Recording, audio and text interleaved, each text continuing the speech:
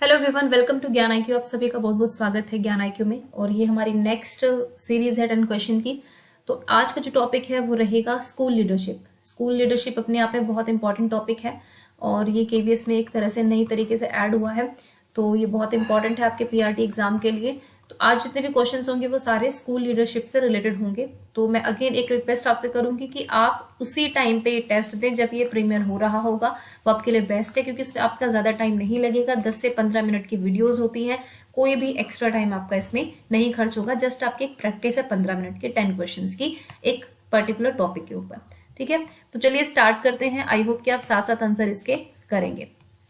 सो आज का हमारा जो फर्स्ट क्वेश्चन है वो है which decisions can yield positive outcomes. कौन से फैसलों से सकारात्मक परिणाम हमें मिल सकते हैं।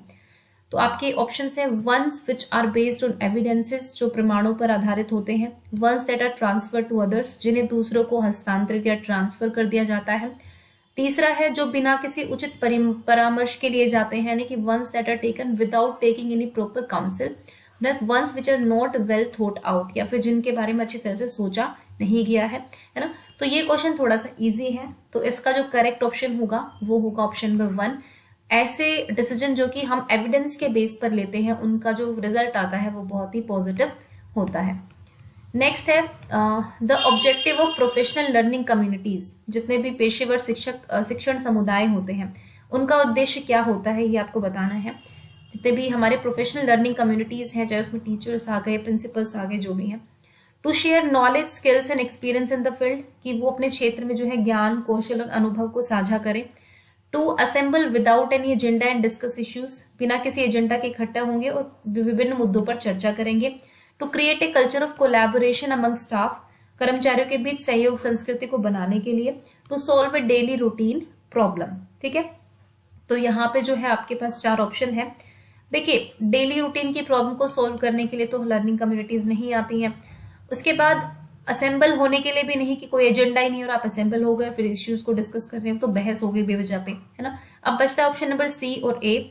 तो यहाँ पर जो करेक्ट ऑप्शन होगा वो होगा option number A, to share knowledge, skills and experience in the field. मतलब कि इन बेसिकली जो भी आपका फील्ड है उसमें अपनी नॉलेज, अपनी स्किल और अपने एक्सपीरियंस को शेयर करेंगे। ये बेसिक ऑब्जेक्टिव होता है लर्निंग कम्युनिटीज का।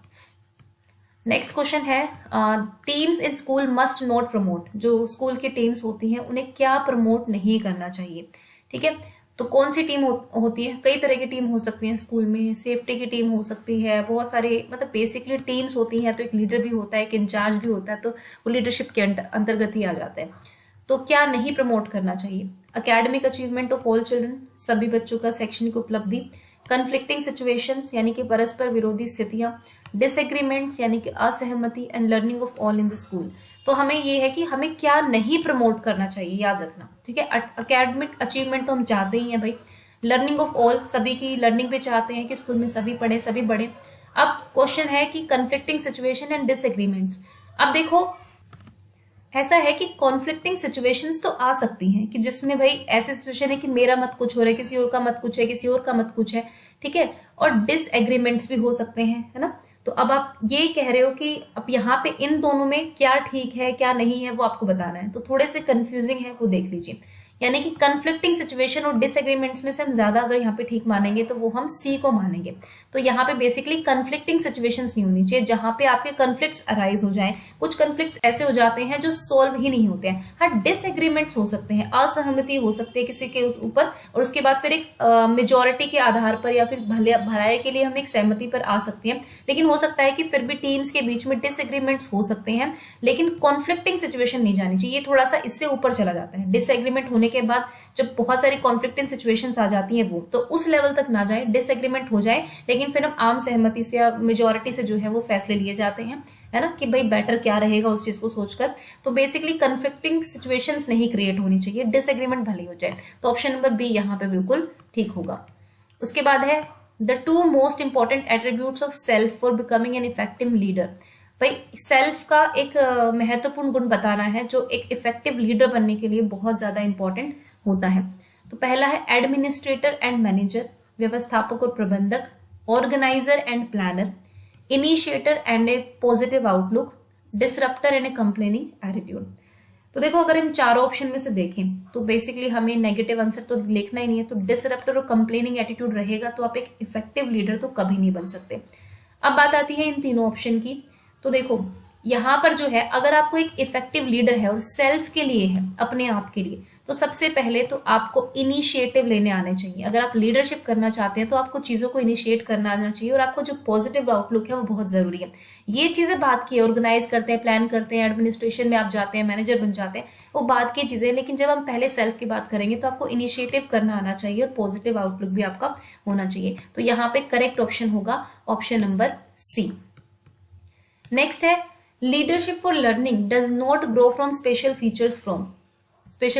मतलब जो लर्निंग के सीखने के लिए जो नेतृत्व है, लीडरशिप फॉर लर्निंग, वो विशेष किससे, ये देखो इसका हिंदी मीनिंग थोड़ा गलत है। बेसिकली यहाँ पर इसका मतलब ये है कि leadership for learning does not grow special features. कहाँ से उसको स्पेशल फीचर्स या स्पेशल उसके गुण नहीं मिलते हैं, कहाँ से नहीं मिलते हैं, ये बताना है आपको। तो फर्स्ट है इसमें इंस्ट्रक्शनल लीडरशिप यानी कि निर्देशात्मक नेतृत्व, डिस्ट्रीब्यूटिव लीडरशिप, ट्रांसफॉर्मेशनल लीडरशिप और ऑटोक्रेटिक लीडरशिप। तो देखो ये कुछ टाइप है लीडरशिप की।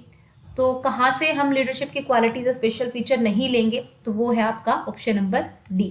ऑटोक्रेटिक में निरंकुश हो जाता है, वहां पे कोई स्कोप ही नहीं छोड़ते हैं। आप सारे डिसीजन आप अपने अकॉर्डिंग लेंगे, ना किसी की सुनेंगे। जो आपको ठीक लगेगा आप करेंगे, जो नहीं लगेगा आप नहीं करोगे। तो आप एक तरह की तानाशाही वहां पर क्रिएट कर दोगे। ऐसी लीडरशिप जो है वो आप वहां से, जो लर्निंग के लिए जब लीडरशिप करते हैं तो हम इस तरह की लीडरशिप की बात नहीं करेंगे।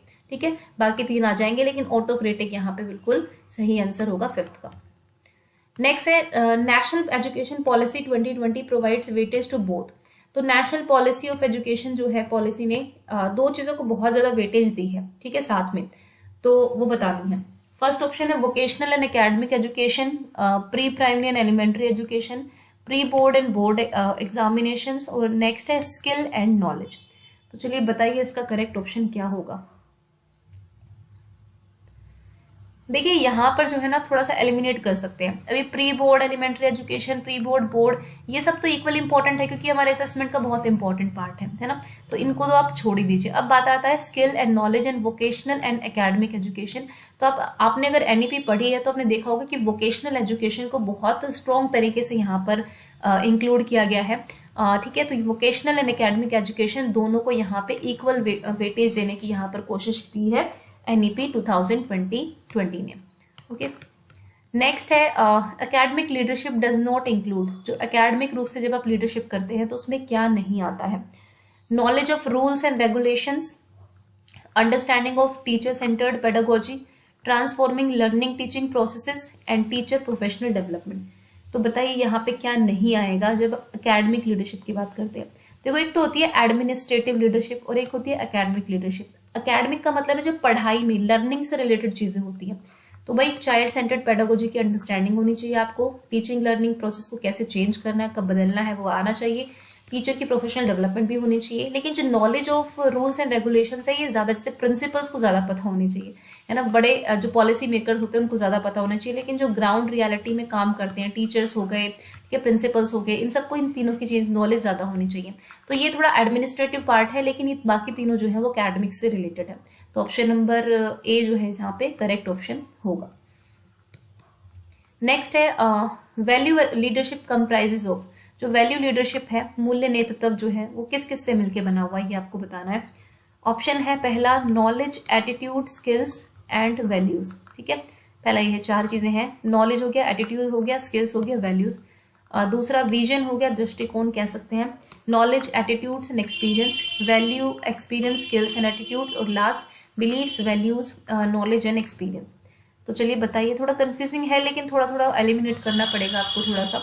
ठीक है, देखो इसका सटीक आंसर है कोई इसमें वो तो होगा नहीं, तो आप या तो उसको याद कर लेना, क्योंकि मैं भी अगर फर्स्ट टाइम इसको देखती तो कंफ्यूज जरूर हो जाती। लेकिन जो करेक्ट ऑप्शन है वो मैं आपको बता दूंगी यहाँ पर, क्योंकि ये कंफ्यूजिंग होगा बिल्कुल, क्योंकि यहाँ पे वैल्यू लीडरशिप की बात है, मूल्य से रिलेटेड चीजें जो होती हैं।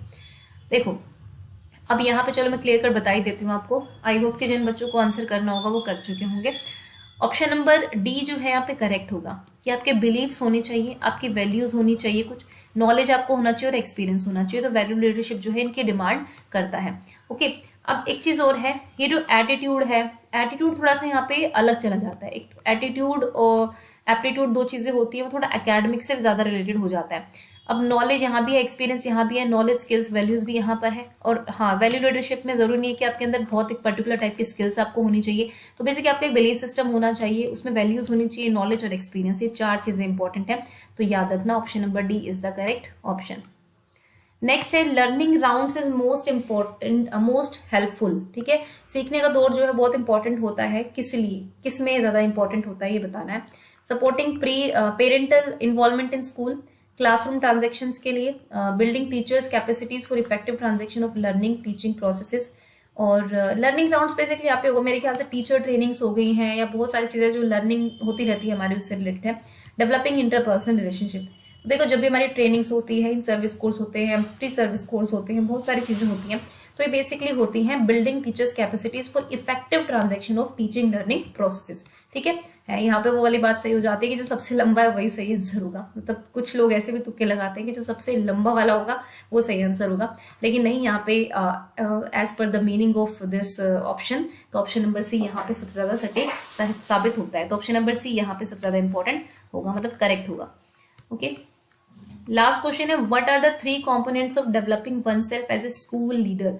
कौन से 3 कंपोनेंट है जो बहुत इंपॉर्टेंट होते हैं आपको एक स्कूल लीडर बनाने में या टीचर लीडर बनाने में। ठीक है, जो भी है, तो चलिए इसमें है knowledge, communication, negative thinking, attitude, skills in communication, positive thinking, being rigid in communication, knowledge, skills and attitudes.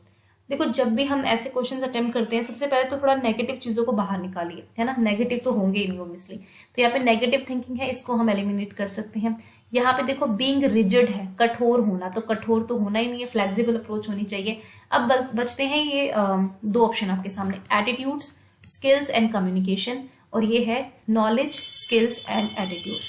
तो एक टीचर और लीडर के लिए सबसे पहली चीज है, देखो यहाँ पे क्या मिसिंग है, नॉलेज तो होनी चाहिए, उसके बाद आपके अंदर स्किल्स भी होनी चाहिए, वो दोनों में ही है, एटीट्यूड्स भी दोनों में है। मेन कम्युनिकेशन नॉलेज में आपको देखना था सबसे इंपॉर्टेंट चीज क्या होगी, तो ये है आपका नॉलेज। देखो एटीट्यूड भी बहुत इंपॉर्टेंट होता है, आप किसी चीज को लेकर आपका एटीट्यूड क्या है, आपका दृष्टिकोण क्या बन रहा है जब आप एक लीडर एज ए लीडर काम कर रहे हैं यहाँ पर। ठीक है, तो यहाँ पर होगा। और यहाँ पे एक स्कूल की और टीचर की बात कर रही है, तो यहाँ पे एकेडमिक्स भी इन्वॉल्व होगी, बहुत सारी चीजें इन्वॉल्व होगी, तो नॉलेज भी यहाँ पर चाहिए ही चाहिए। तो ऑप्शन नंबर डी यहाँ पे बिल्कुल करेक्ट होगा। ठीक है, तो ये 10 क्वेश्चन थे आपके स्कूल लीडरशिप को लेकर, आपने कितना स्कोर किया आप मुझे जरूर बताएं। साथ ही साथ टेलीग्राम चैनल भी ज्वाइन कर ले, मैं वहां भी एक पोल डाल दूंगी कि आपका स्कोर कितना है। बेसिकली वहां पर पोल डालने का मतलब मेरा यही होता है कि एक प्रॉपर पैटर्न से आपको ये पता चल जाता है कितने बच्चों का कितना स्कोर जा रहा है और आप उनके कंपेरिजन में कहाँ पर स्टैंड कर रहे हैं। क्योंकि पोल में जितने भी बच्चे आंसर देते हैं, तो टेलीग्राम चैनल का लिंक नीचे दिया ही होगा डिस्क्रिप्शन में, वहां से आप टेलीग्राम चैनल को ज्वाइन कर सकते हैं। Okay, then thank you for watching Gyan IQ।